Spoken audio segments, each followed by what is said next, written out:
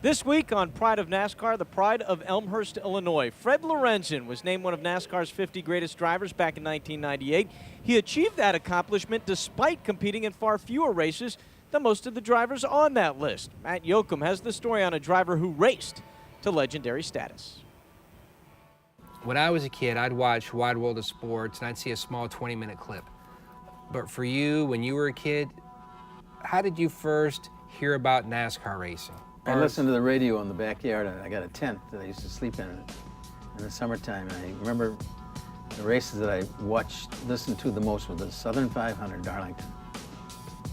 That was, I said, someday I'm going to race there.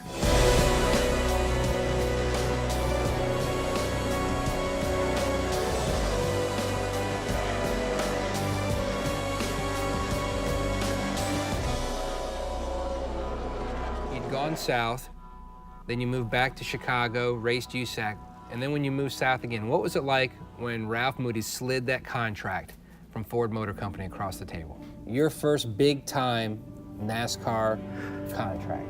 Biggest day of my life. A miracle. That's what it was. Everybody waits for this, but you make your own way.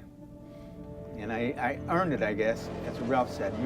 You're here because they want you. They like the way you ran it, the way you drive. You don't jump out front, you just cool it and wait, take your time.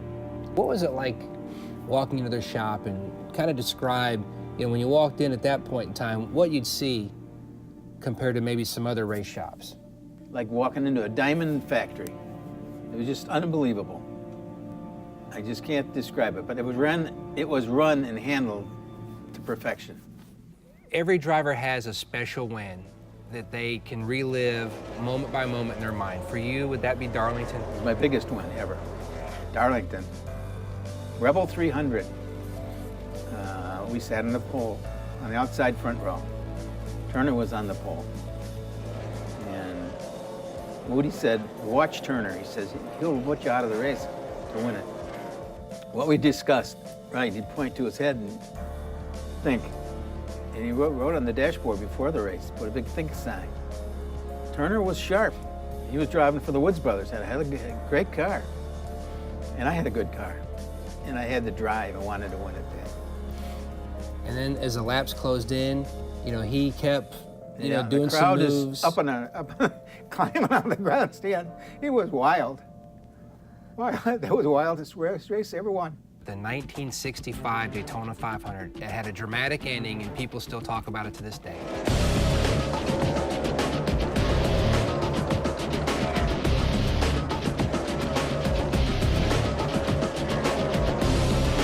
Herb Knapp and Wayne Mills were my two chief mechanics.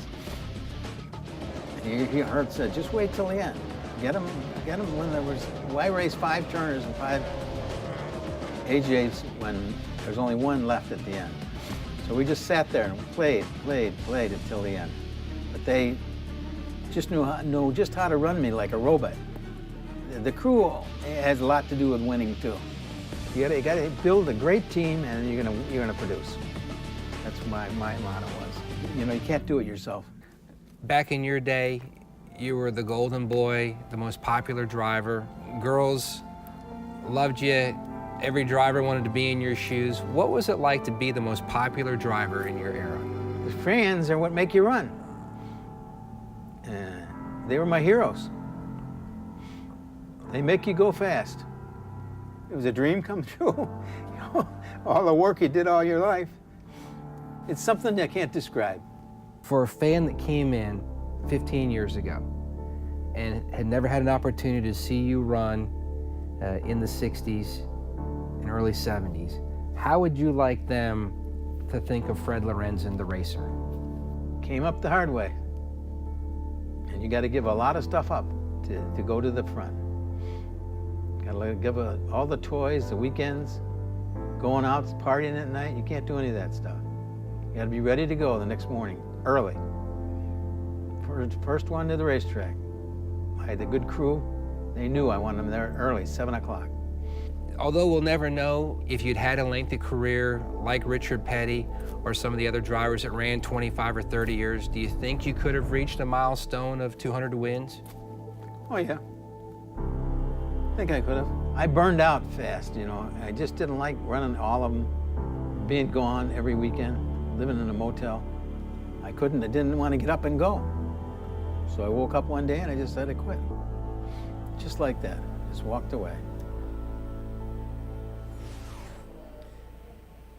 In this day and age, to look at a guy from that era and see how much appreciation he had for the fans. Yeah.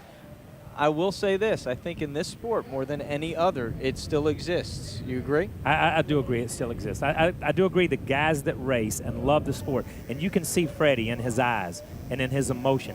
He still loves the sport. He may have given it up and walked away from it, but he still loves it. He was the golden boy, and that's what they called him. And my father and those guys, they hated his guts, man. They wanted to beat him because that was Holman and Moody, and that was Ford, and Petty Enterprises was Richard Petty and Plymouth, and it was that rivalry, but it was a big deal. And they had the utmost respect always. Richard Petty, you talked to him today, has the utmost respect for those guys. And, you know, he did not race that many years, and he never ran a full schedule, but you just saw right there on the graphic. You know, the race here tonight at Chicagoland Speedway, the guy that finishes dead last is going to probably make about $65,000 or $70,000. Right. Fred Lorenzen was the first driver in a season to make over $100,000. But he talked about the fans. I know for a fact, a lot like your dad, Richard Petty, he never turned an autograph seeker down, especially children. They were very special to him.